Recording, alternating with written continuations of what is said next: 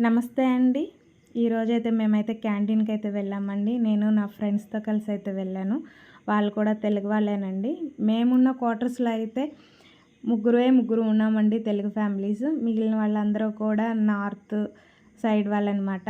North side Kerala, Tamil Nadu, అలాగే కర్ణాటక ఈ side వాళ్ళు కూడా ఉన్నారండి. వీళ్ళిద్దరిదైతే ఒకళ్ళదైతేనేమో విజయనగరం, ఇంకొకళ్ళదైతే కర్నూలు అండి.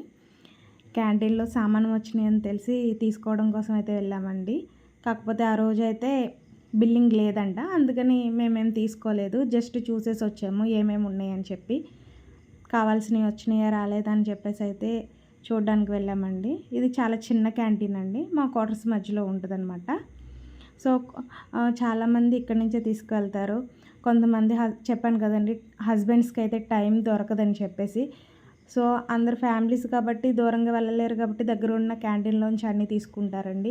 కొందరు టీడీ ఎళ్ళినోళ్ళు ఉంటారు. ఇంకొందరైతే ఆఫీస్‌లో బిజీగా ఉంటారు కాబట్టి క్యాంటీన్ వచ్చిన 1 వీక్ లోపే మొత్తం సామానమంతా అయిపోతాయండి. ఎందుకంటే ఇక్కడ రిటైర్డ్ వాళ్ళు కూడా ఎక్కువ ఉన్నారండి. రిటైర్డ్ వాళ్ళు కూడా వచ్చి తీసుకుంటారనమాట సామాను. అందుకని చెప్పి తొందరగా అయిపోతాయి. ఇంకా మేము తిరిగైతే వెనక్కి వెళ్ళిపోతున్నామండి. వాళ్ళిద్దరైతే నన్ను ఫాలో అవ్వమని చెప్తున్నారు. ఇదంతా క్యాంటీన్ ఏరియా అండి. ఇది ఒకప్పుడు స్కూల్ అనమాట.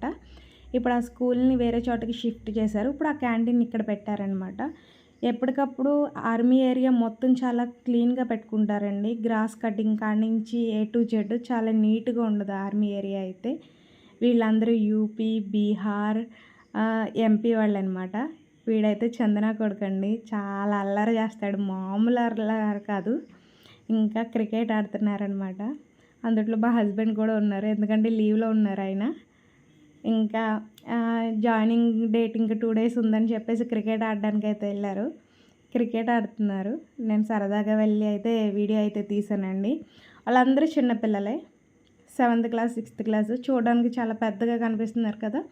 వాళ్ళందరూ కూడా 6th, 7th క్లాస్ పిల్లలేనండి.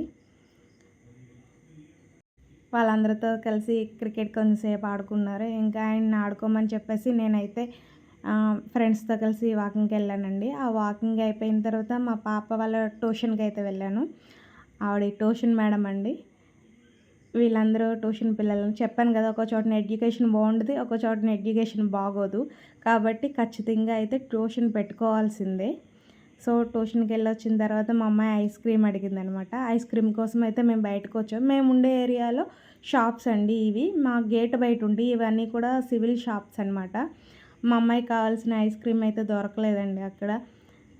ఏదో బాల్లో ఉంటుందంట, ఆ ఐస్ క్రీమే కావాలంట. ఆ ఐస్ క్రీమ్ అయితే అక్కడ దొరకలేదు. అక్కడి నుంచి వచ్చేసి వేరే షాప్కి అయితే వెళ్ళామండి. అక్కడ కూడా ఐస్ క్రీమ్ లేదు.